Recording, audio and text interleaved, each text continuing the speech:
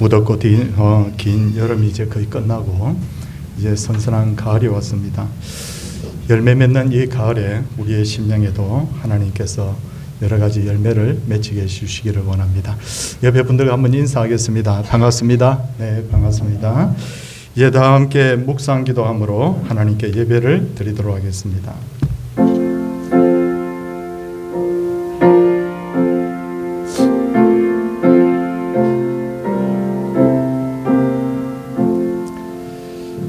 여호와는 나의 힘과 나의 방패이시니 내 마음이 그를 의지하여 도움을 얻었도다.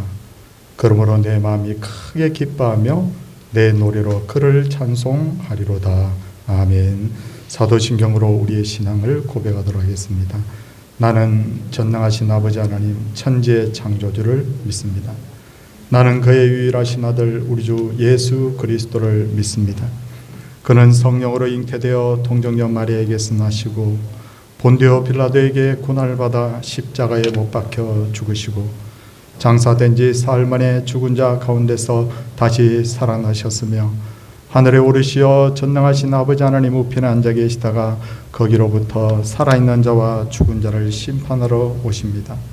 나는 성령을 믿으며 거룩한 공교회와 성도의 교제와 죄를 용서받는 것과 몸의 부활과 영생을 믿습니다. 아멘. 찬송 279장입니다.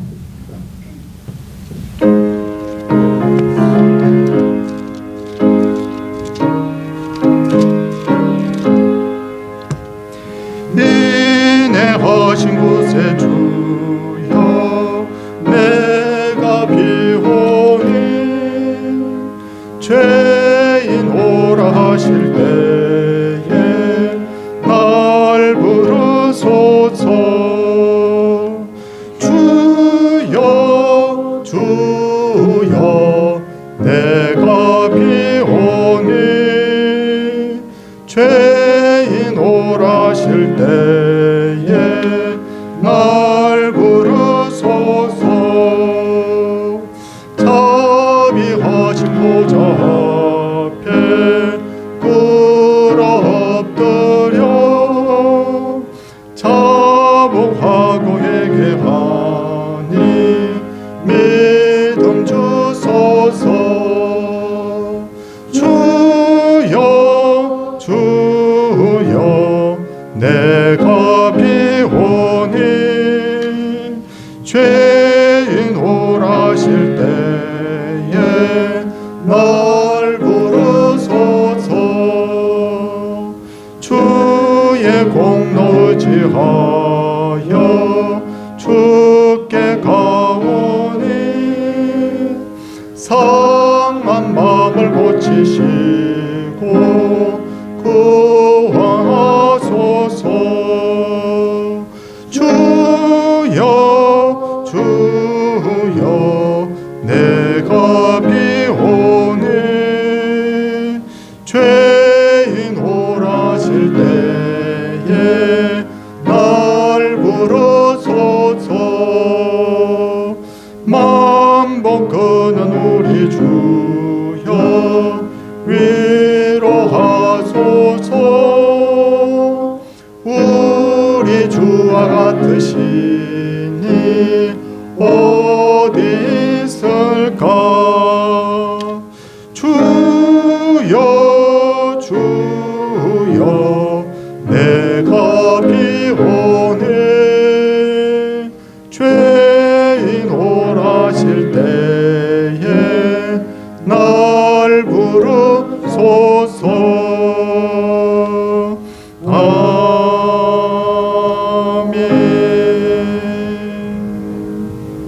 오늘의 예배를 위해서 최규택 집사님께서 기도 인도하시겠습니다.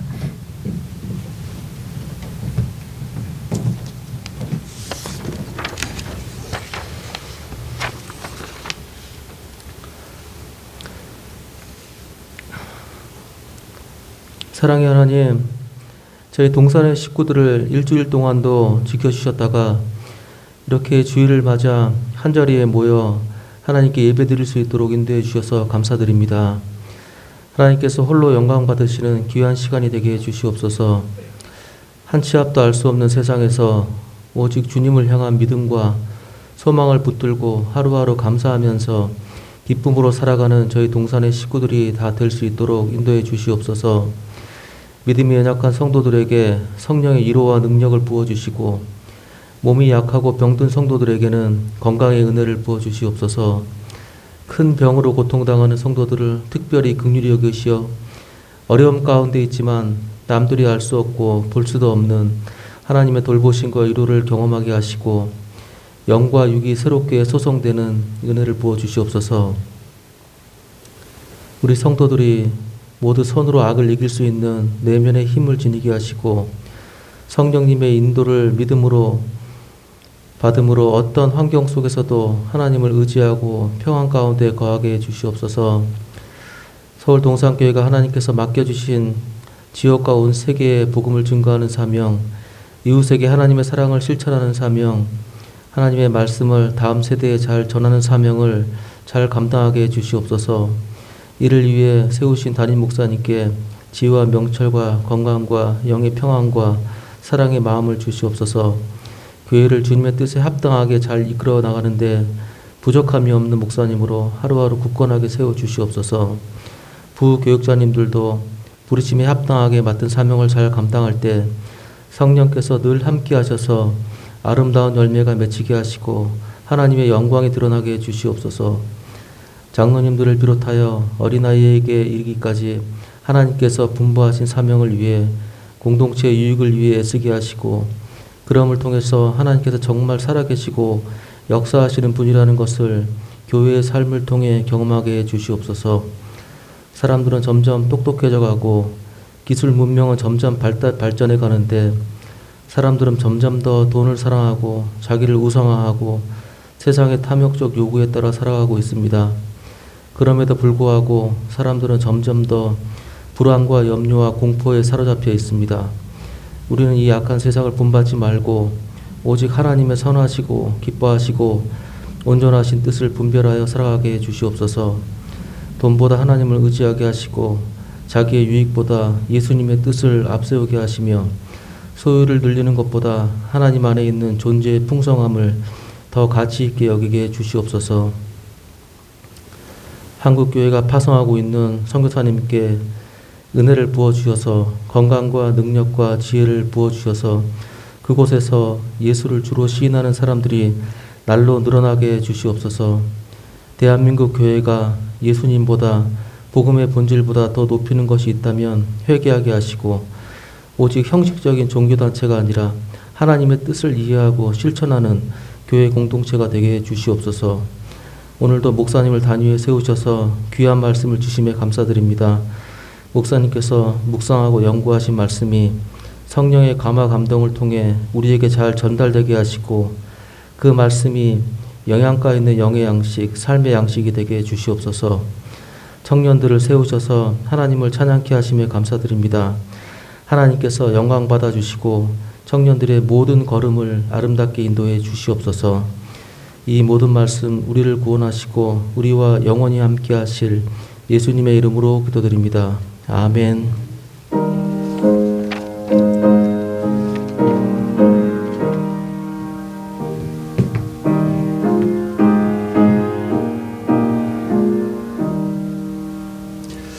하나님의 말씀은 골로새서 3장 9절 10절 말씀입니다.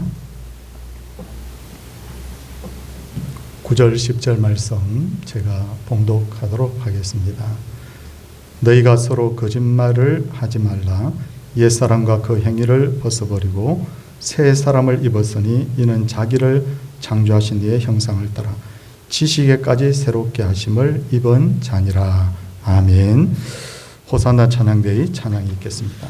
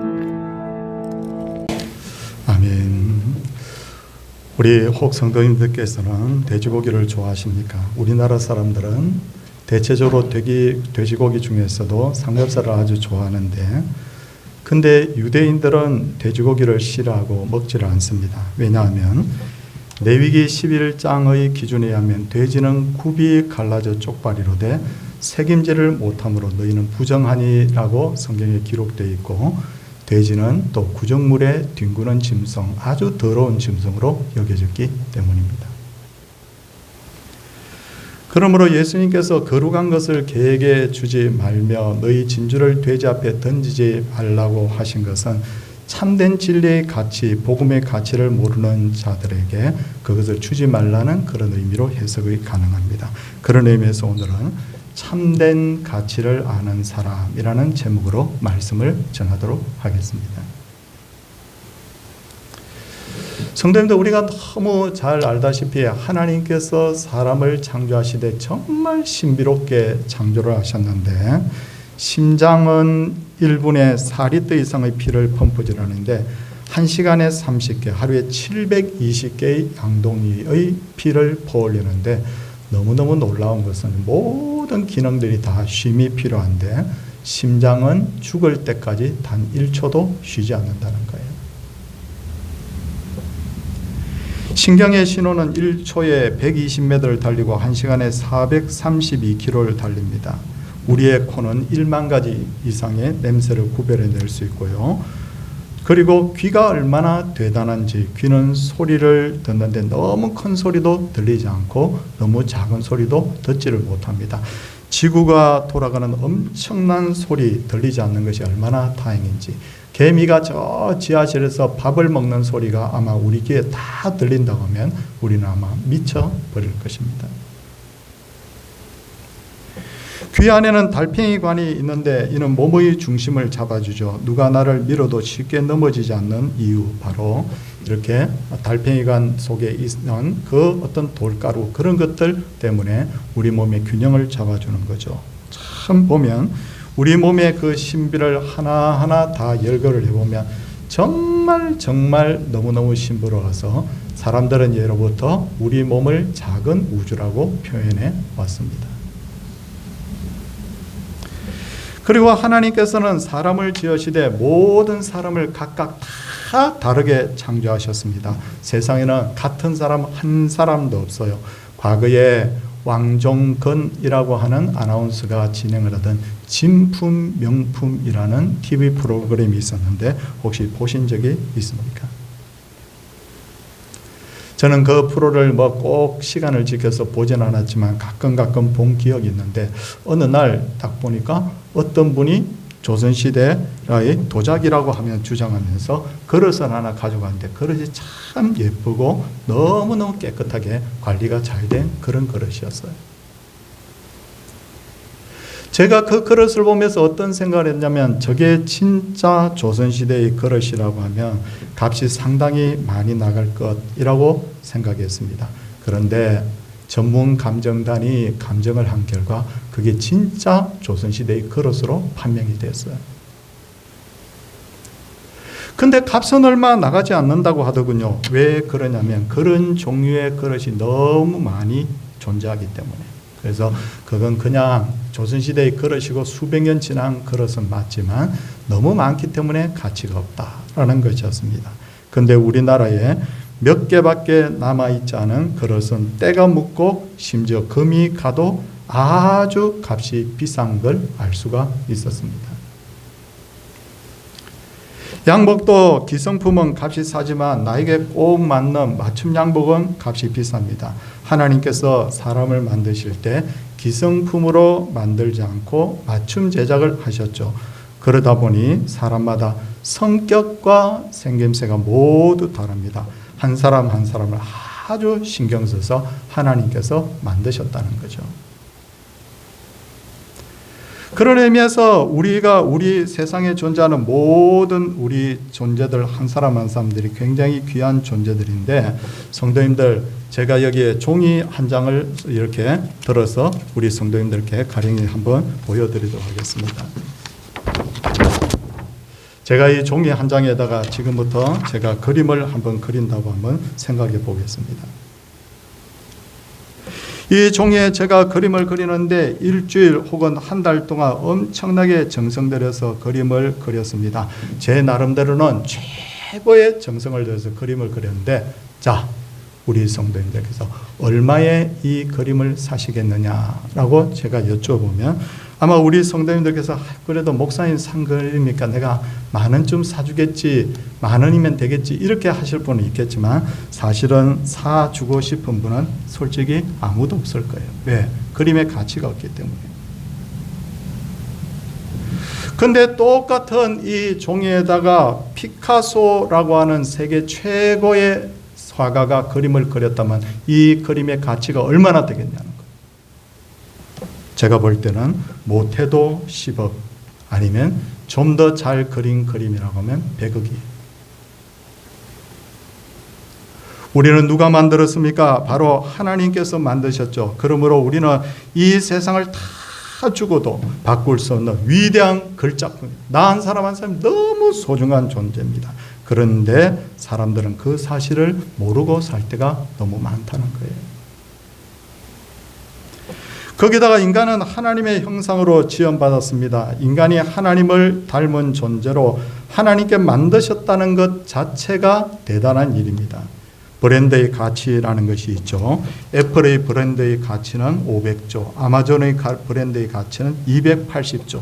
지금도 일어난 외국 회사의 상표 하나를 빌려오는데 1년에 몇백억씩의 브랜드 값을 줍니다. 로열티를 줍니다. 세계적인 스포츠 제품을 만드는 나이키는 자체 공장이 없기로 유명합니다. 대부분 물건은 동남아에서 만듭니다. 그들은 자신의 이름값 하나만 가지고 회사를 운영하고 있어요. 이런 차원에서 인간은 하나님께서 직접 만드셨고 각각 다르게 만드셨다. 하나밖에 없는 존재로 만드셨다. 심지어 하나님을 닮은 존재로 창조하셨습니다. 거기다가 하나님께서는 하나님을 믿는 사람을 당신의 자녀로 삼으셨습니다. 그렇다면 인간의 가치라는 것이 얼마나 되겠습니까? 인간의 한 사람 한 사람의 가치라는 것은 상상을 뛰어넘지 않습니까? 예수님께서는 사람이 만일 온 천하를 얻고도 제 목숨을 잃으면 무엇이 유익하리요? 온 천하를 주고도 한 사람의 생명하고도 바꿀 수 없을 정도로 사람은 가치 있는 존재라고 말씀하셨습니다. 히브리서 1장 14절에서는 모든 천사들은 섬기는 영으로 구원받을 상속자들을 위하여 섬기라고 보내심이 아니냐. 이야, 우리가 너무너무 마음이 착한 사람을 천사 같다고 하면서 천사를 사람보다 우월한 존재로 그렇게 여기는데 이게 웬일입니까? 모든 천사들은 구원받을 상속자들을 위하여 섬기라고 보내심이 아니냐라고 말씀하고 있어요. 그러니까 우리는 온 우주보다도 천사들보다도 귀한 존재입니다. 이것을 깨닫는 순간에 야, 내가 그런 존재였어? 내가 그런 존재였단 말이냐? 우리는 진짜 그 순간에 진짜 행복해지는 거예요. 그런데 마귀는 사람들로 하여금 자신이 하나님의 형상이라는 사실을 망각하게 만듭니다.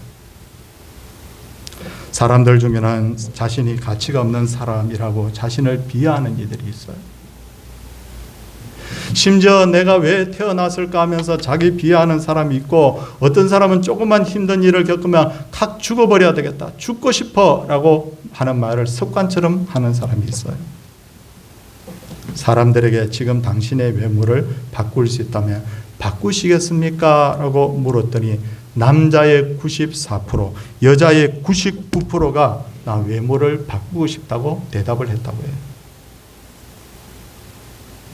제 교회 후배 중에, 여자 후배 중에 인물이 진짜 잘난 후배가 있거든요. 텔레비전에도 연예인에서 몇 번 출연도 하고 떠지는 못했습니다. 제가 그 후배에게 너무 궁금해서 질문했습니다. 야, 너도 고치고 싶은 데가 있냐고. 너무 잘났어요. 그 후배의 말이 오빠 당연하지 그러더군요. 하나님은 우리를 글작품으로 만드셨지만 만족하는 사람이 그만큼 없다는 거예요. 그런데 그렇게 못생겼다고 구박하던 눈이나 귀가 요거 좀 바꿨으면 했는데 어느 날 병이 들어서 잘 보이지도 않고 잘 들리지도 않아요. 그러면 그 순간에 어차피 눈과 귀가 못생기고 마음에 들지 않는데 잘 되었다고 이번 기회에 아예 없애버리자고 그렇게 할 사람이 있느냐는 거예요. 한번 생각해 보십시오. 없습니다. 눈과 귀를 고치기 위해서 많은 돈과 시간을 들여서라도 반드시 고치려고 합니다. 우리는 알고 있는 거예요. 우리의 내면 세계 속에서는 내 몸 한 조각 한 조각이 얼마나 귀하다는 걸 이미 알고 있다는 거예요. 그렇다면 인간이 하나님의 형상으로 지음을 받았다고 하는데 하나님의 형상은 무엇을 의미하는 걸까요? 인간이 하나님을 닮은 존재라는 의미는 무엇을 말하는 걸까요? 시대마다 하나님의 형상에 대한 생각이 조금씩 다릅니다. 전에도 말씀을 조금 드렸지만요. 어떤 시대는 우리가 하나님의 어떤 부분이 우리에게 있어서 하나님의 형상일까? 어떤 이들은 인간의 이 겉모습이 하나님 닮았다고 주장했어요. 그런데 그 주장은 성경적으로 볼 때 맞지 않아요. 왜냐하면 우리는 육체가 있지만 하나님은 육체가 없는 온전한 영이라고 성경에서 말씀하고 있기 때문에. 그러니 내 눈이 닮았다, 코가 입이 하나님 닮았다, 이건 성경적이지 않아요. 그 다음에 수백 년 동안 주장되어 오던 것이 뭐냐면 인간이 가진 지정의가 하나님 닮았다라고 하는데 이것도 최근에는 뭔가 좀 문제가 있다고 그렇게 여겨지고 있습니다. 최근에는 하나님의 형상을 하나님과의 관계에서 찾아야 된다는 주장이 나오고 있어요. 저는 굉장히 설득력이 있다고 봅니다. 고대의 풍습에 의하면 왕이 파견하는 대사를 왕의 형상이라고 했대요. 왕의 형상. 그러므로 하나님의 형상이란 하나님이 세우신 대사 혹은 대리자를 의미하는 거죠. 그러기에 인간은 하나님의 대리자로서 세상을 다스리고 있는 거죠. 그래서 사자도 코끼리도 하마도 곰도 모든 동물이 바로 인간을 두려워하는 겁니다. 아프리카의 케냐의 도로보족, 발음이 잘 안 되는데 도로보족이라는 이 족은요, 맹수들이 사냥한 고기를 빼앗아서 생활을 하고 있어요. 실제로 이들이 사자가 사냥한 고기를 빼앗는 장면이 BBC를 통해서 방송이 되었는데 저도 마침 그걸 볼 기회가 있었어요. 저는 그 장면을 보고 깜짝 놀랐습니다. 사자가 동물원에 있는 사자만 봐서 그렇지 얼마나 무서운지 몰라요. 그렇게 150km, 200km 되는 그 사자가 쏜살같이 달려와서 사람을 덮치면 사람을 물고 찢고 하기 전에 이미 사람의 두개골이 깨진다고 그래요. 근데 그날 제 눈앞에 비친 그 장면에는 사자 15마리가 물소를 잡아먹고 있었어요. 근데 이 도로보족 이 젊은이 세 사람이 가만히 그걸 쳐다보고 있다가 갑자기 벌떡 일어나더니 성큼성큼 사자들을 향해서 걸어갑니다. 사자들이 처음 이렇게 노려보더라고요. 그런데 갑자기 한 마리가 도망가더니 두 마리가 도망가더니 나중에 15마리가 전부 다 도망가 버리는 거예요. 이 젊은이들은 계속해서 사자를 딱 노려보면서 아무 일 없다는 듯이 다가가는 그 순간 사자들이 막 우리나라 말로 젊은이들 말로 쫄아가지고 이 젊은이들은 아무 일도 없다는 듯이 그 물소의 일부를 칼로 쓱쓱쓱 자르더니 어깨에다가 턱 메고 그냥 돌아오는 거예요. 인간은 죄로 말미암아 하나님의 형상 중 많은 것들이 파괴되었지만 여전히 인간에게는 하나님의 형상이 일부 남아있기 때문에 온 세상의 동물들이 다 사람을 두려워하는 거예요. 근데 마귀는 인간으로 하여금 자신이 하나님의 형상이라는 것 자체를 생각하지 못하게 합니다. 마카오는 세계적인 도박 도시로 알려져 있죠. 그 마카오에 가면 엄청난 도박장이 있는데 그 도박장을 전부 다 그 한 마을 자체가 도박장인데 그 도박장 마을을 만드는데 40조 원이라는 돈이 투자가 됐대요. 도박장 안에는 각종 레저시설, 호텔, 세계적인 명품 브랜드의 의류 매장 있고 끝도 보이지 않는 도박시설들이 다 그렇게 설비가 되어 있습니다. 근데 없는 것 없이 다 있는 그 엄청나게 큰 도박장 마을에 세 가지가 없다고 그래요. 뭘까요? 한번 생각해 보세요. 뭐가 없을까? 첫째는 건물 안에 들어가면 창문이 없다. 창문은 바깥 세상을 바라보는 통로인데 창문이 없으면 세상의 변화를 느끼지 못하고 오직 도박장 안에서 도박하는 사람들밖에 안 보이죠. 그러다 보니 세상 모든 사람들이 도박을 하고 있구나. 그러므로 내가 도박하는 게 이상할 게 하나도 없어. 그렇게 생각하게 만든다는 거예요. 두 번째는 뭐가 없을까요? 사방을 둘러봐도 시계가 없어요.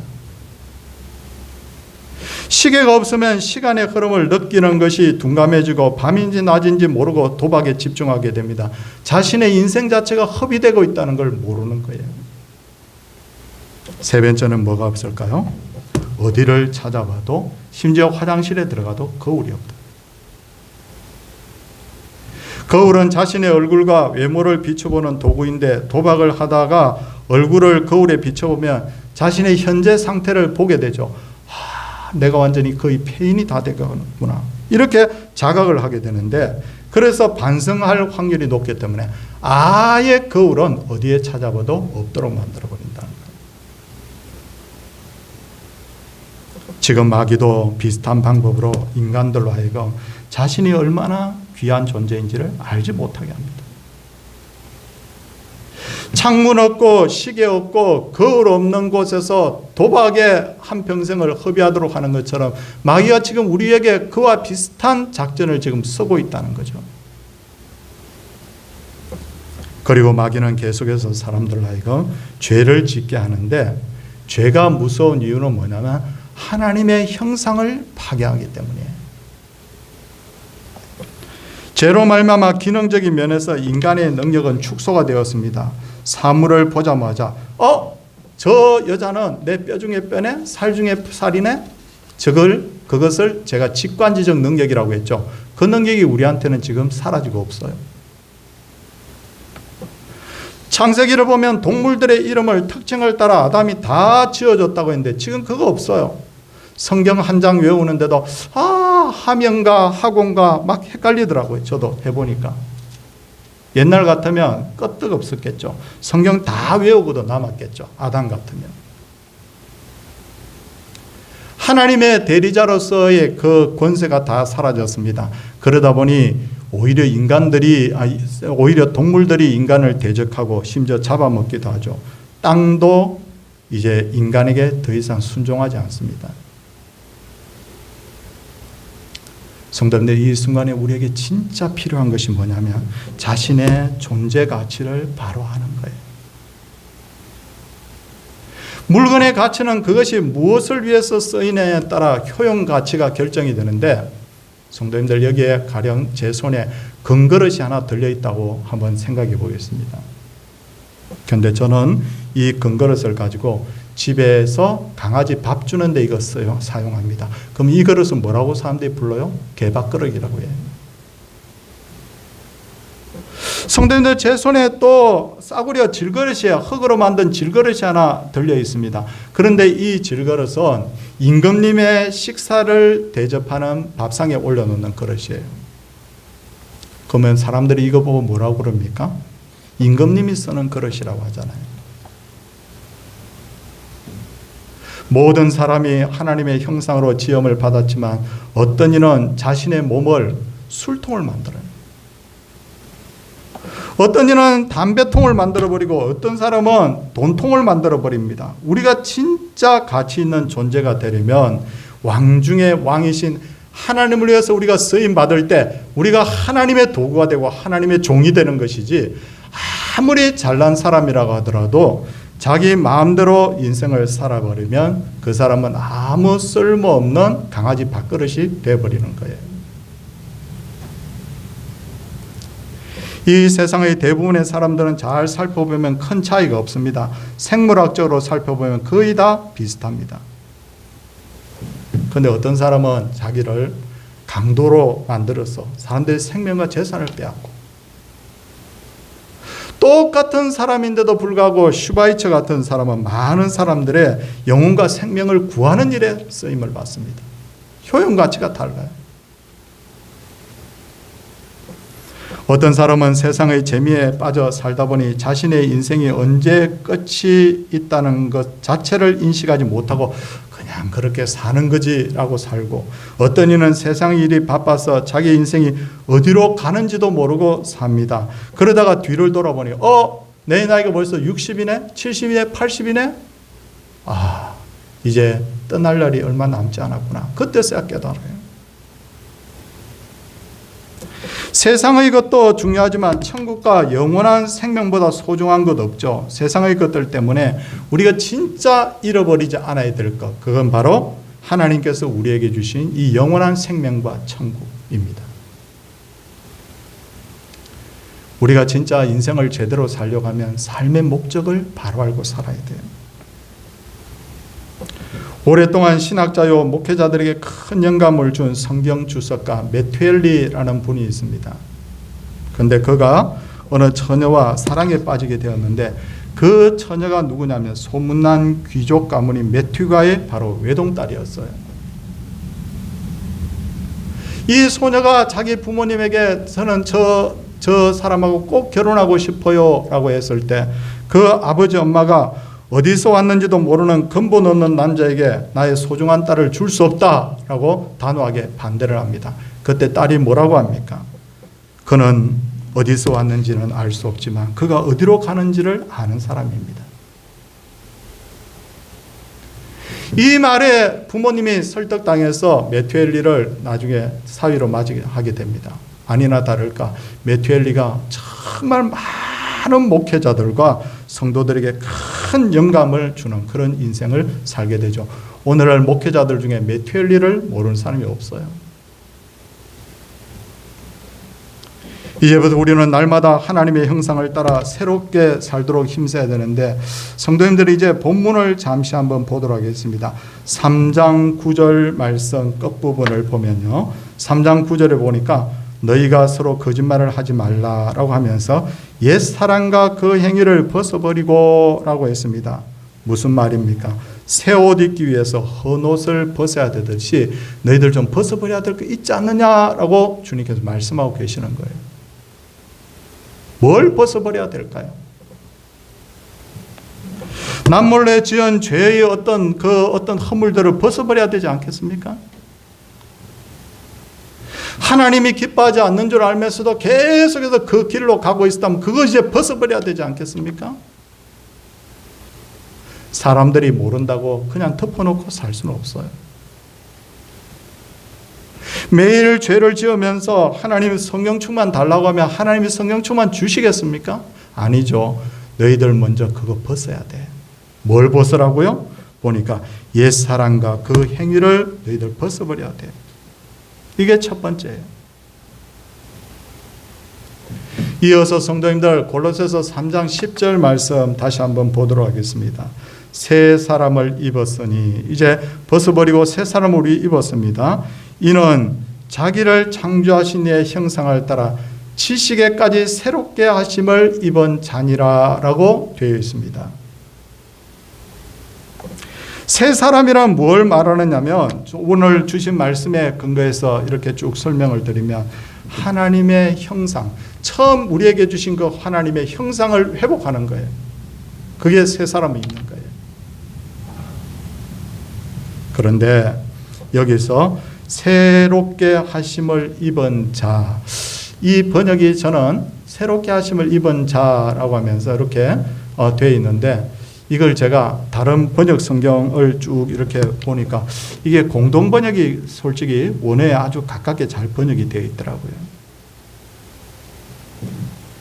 왜 그런가 하면 이게 헬라어에도, 이 성경이 기록된 헬라어에도 시제란 게 있습니다. 영어로 말하면 현재 시제, 미래 시제, 과거 시제 뭐 이런 식의 표현을 쓰는데, 헬라에서는 과거 시제라고 하지 않고 아오리스트라고 하고요. 그 다음에 현재 시제를 또 현재 시상이라고 말합니다. 근데 이 자체가 뭐냐면 새롭게 하심을 입은 자라고 하는 이 자체가 현재 시상으로 되어 있는데, 현재 시상은 어떻게 번역을 해야 되느냐면 그 행위가 반복이 되는 것을 현재 시상으로 표현합니다. 그러므로 원어에 맞게 이것을 다시 한번 해석을 한다면 이렇게 해석을 해야 됩니다. 너희들 새롭게 하심을 매일매일 끊임없이 너희들 추구해라. 그런 사람이다, 너희들이. 저도 보니까 너무 제 자신이 어떤 데 보면 너무 형편없이 보일 때가 참 많아요. 뭘 잘못했습니다. 내가 잘못했습니다, 주님. 그렇게 해놓고는요, 또 얼마 있다가 보면 또 비슷한 행동을 또 해서 주님 정말 잘못했습니다 라고 합니다.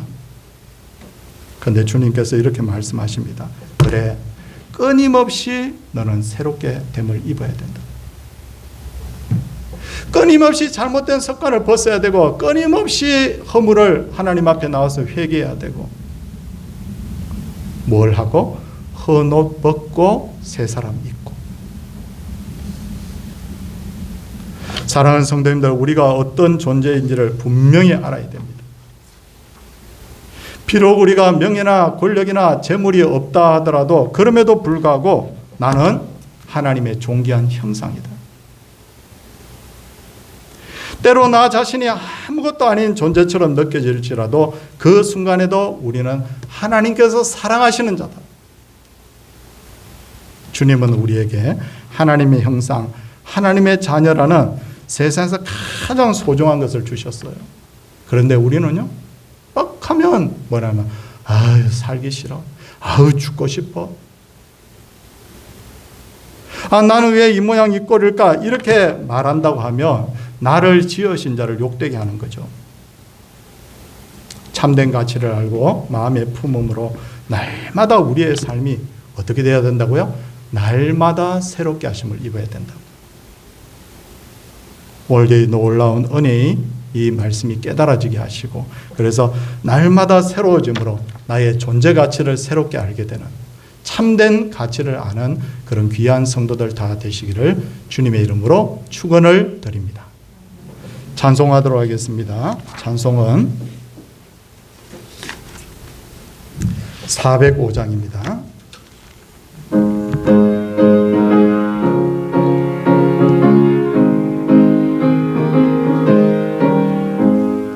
주의 친절한 발에 안기세 우리 마음이 평안하리니 항상 기쁘고 복이 되겠네. 영원하신 발에 안기세 주의 발에 그 크신 발에 안기세 주의 발에 영원하신 발에 안기세.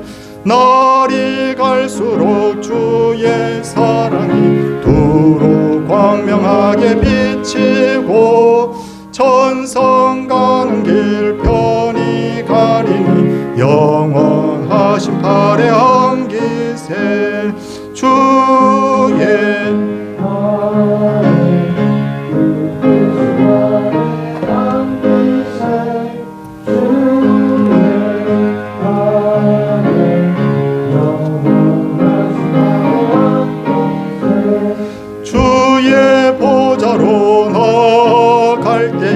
기뻐 찬미 소리 외치고 겁과 두려움 없어지리니 영원하신 발에 안기세 주의 발에 그 크신 발에 안기세 주의 발에 영원하신 발에 안기세.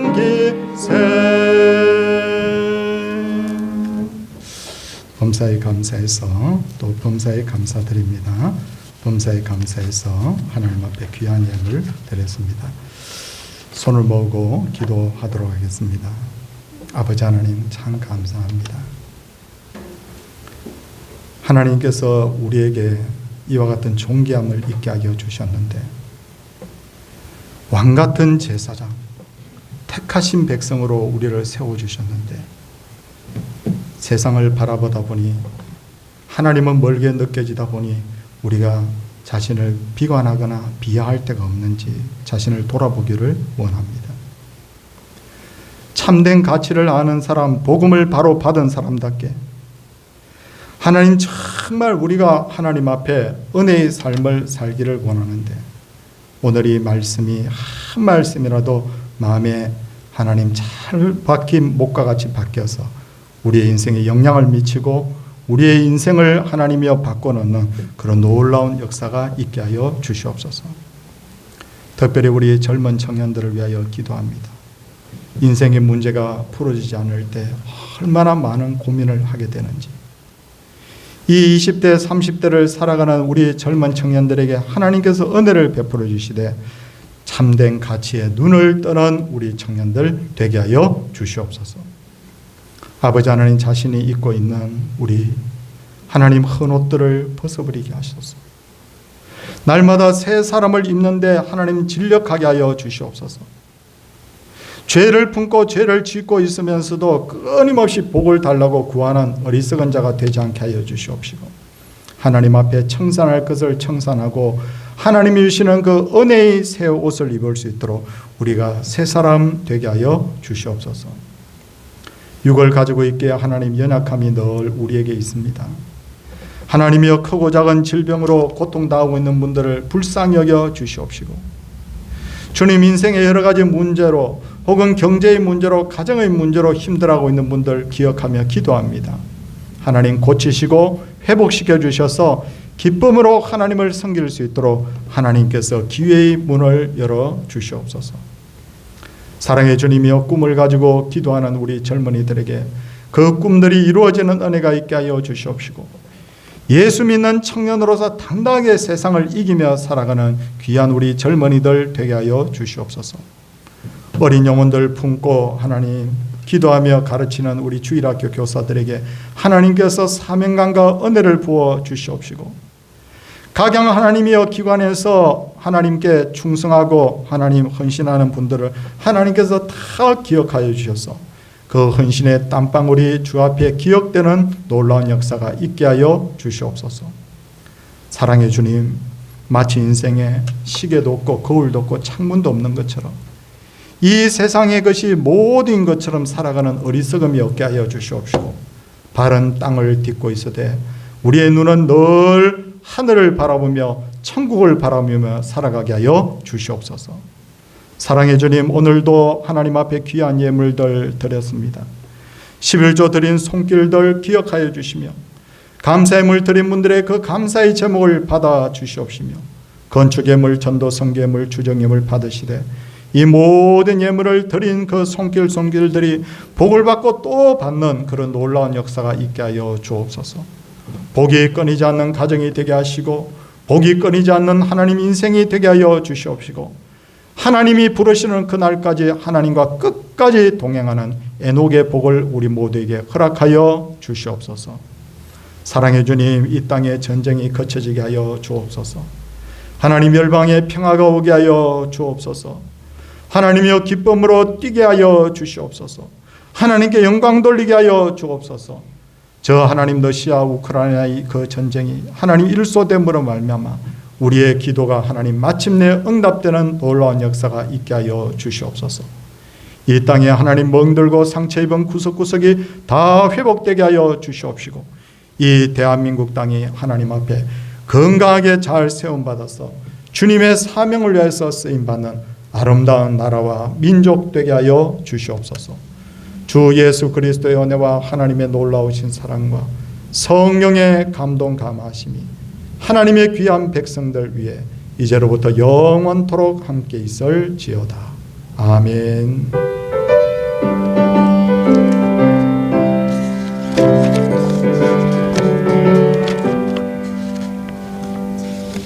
예, 우리 성도님들께 광고를 좀 드리도록 하겠습니다. 광고가 좀 많습니다. 첫 번째는 이제 다음 주부터는 예전에 예배 순서에 보면 교동문도 있고 그렇죠.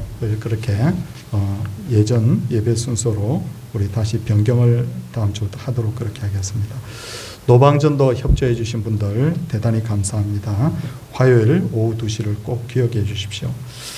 임직 대상자 교육이 오늘 3부 예배 후에 찬양대실에서 있습니다. 학습 세례, 유아 세례, 입교식 지금 교육을 받고 있는 분들이 있는데 다음 주 우리 2부 예배 후에 2층 교실에서 문답이 있습니다. 꼭 참석해 주시기를 바라고요. 직분자 임직 및 은퇴식이 있는데 명단을 좀 확인해 주십시오. 혹시 해당이 되는데 빠진 분이 있을 수도 있고 나는 대상이 아닌데 명단이 올라가 있다. 그러면 말씀해 주시면 수정하도록 하겠습니다. 서울 중부노예 정기노예가 내일 서울 보훈교회당에서 있는데 우리 성도님들 우리가 저하고 우리 송청금 장로님이 교회의 대표로 나가게 됩니다. 특히 제가 또 오픈할 때부터 또 사회를 보고 해야 되는 입장이기 때문에 우리 성도님들께서 많이 기도해 주시기를 부탁을 드립니다. 지금부터 영상을 사진을 몇 장 좀 보여드리겠습니다. 수원 사명교회 사진인데 이 수원 사명교회 불이 났어요. 불이 나가지고 지금 교회 앞에 거 그대로 보여주십시오. 교회당이 지금 다 타버렸습니다. 저렇게 완전히 다 탔습니다. 사태까지도 한 그 다음 가 보여주겠습니다. 보니까 실내도 왕창 다 타버렸고요. 그 다음 거 보여주십시오. 보니까 저 서재에도 불이 번졌는데 아주 사택에도 전부 다 타지 않았는데 입을 옷이 없대요. 입을 옷이 없어요. 왜냐하면 전부 다 막 거름이 안고 입으면 전부 다 막 불탄 냄새가 나고 그래서 가족들이 전부 지금 대피를 해 있는 그런 상황이 있습니다. 그 다음 한번 보겠습니다. 우리 교회에서 부교육자로 섬겼던 우리 이명진 목사님이 몇 년 전에 담임으로 가서 지금 사역하고 있습니다. 제가 이 사진을 보여드린 이유를 알겠죠. 뭐냐면 우리 교회 교육자로 섬겼던 분인데 사역지에 가서 이런 어려움을 겪고 있어서 우리가 마땅히 기도하고 정성을 들여서 좀 복자는 취지에서 제가 그렇게 성도님들께 말씀을 드리는 거예요. 다음 주 3부 예배 때 우리 특별헌금하고 또 우리 전도 선교위원회에서도 조금 협조를 하고 해서 우리 목사님이 오셔서 말씀도 좀 전하고 상황도 좀 보고를 하고 그래서 헌금을 같이 좀 하려고 합니다. 이분 기억나십니까? 예, 에녹이 엘림이 그렇게 해서 했는데 우리 주일학교 그때 섬기고 중고등부도 섬기고 그렇게 했는데 한 7, 8년 지나다 보니까 잘 기억이 안 날 분도 있는 줄 아는데 많은 교회들이 어렵지만 특별히 우리 교회와 또 관련된 분이기 때문에 우리가 이렇게 좀 협력을 좀 하려고 합니다. 꼭 기억해 주시고 우리 성도님들 함께 기도하고 협조를 부탁을 드리도록 하겠습니다. 이제 옆에 분들하고 같이 한번 인사하도록 하겠습니다. 할렐루야.